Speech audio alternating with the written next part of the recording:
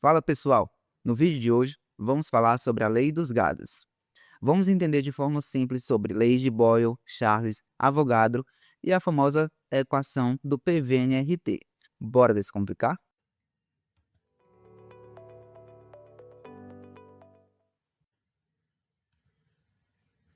Bem, antes da gente começar aqui o vídeo, já vou pedir para você deixar o seu like, se inscreve no nosso canal, assiste até o final que eu vou deixar um exercício para você responder e deixar a resposta nos comentários.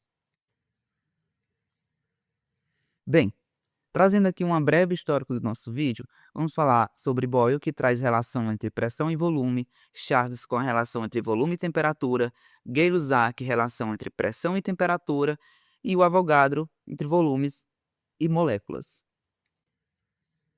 O Boyle, ele fala que a pressão sobe e o volume desce, né?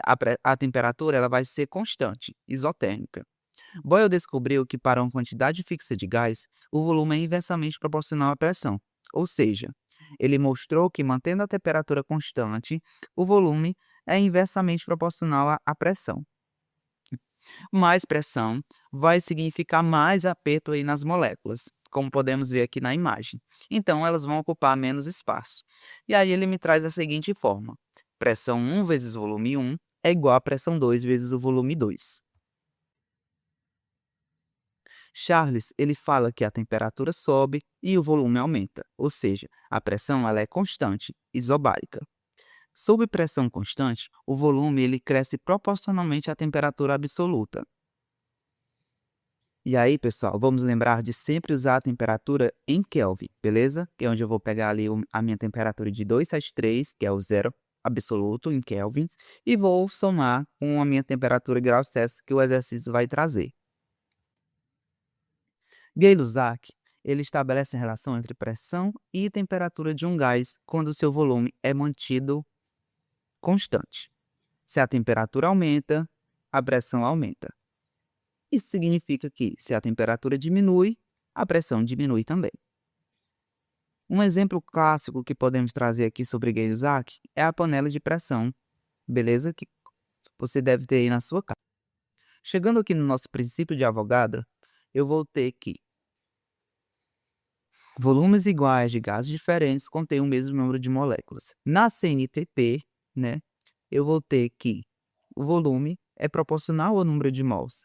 E que, independente do gás, se tiver na CNTP, que são 0 graus Celsius e 1 atm, o seu volume vai ser sempre 22,4 litros. Chegamos nas leis dos gases ideais, a nossa famosa questão PV-NRT. É a equação mestra que unifica as proporções, beleza? Então, a lei dos gases ideais, ela vai relacionar pressão, volume, temperatura, número de mols. Se eu quiser saber a massa molar de um gás, vou usar a densidade. E aí eu tenho uma fórmula aqui. Densidade é igual a m vezes P dividido por RT. Chego aqui na minha lei combinada dos gases, a nossa famosa Pivot-Pogotow. Uma consequência direta das leis dos gases ideais permite prever o comportamento quando múltiplas variáveis, pressão, volume e temperatura, mudam simultaneamente.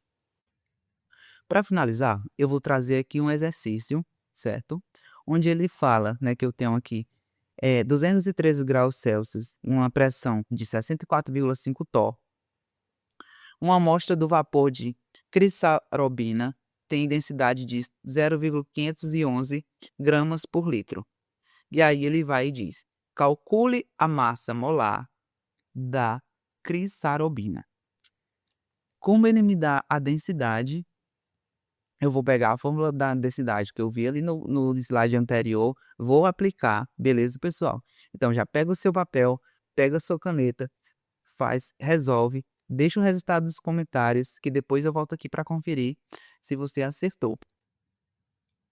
Então, um resumo rápido. Boyle, pressão vezes volume. Charles, volume pela temperatura. E o Avogadro, volume com o número de mols. Gostou do nosso vídeo? Se inscreve, deixa o seu like, resolve a questão que eu deixei no slide anterior, traz a resposta aqui nos comentários. Bora descomplicar?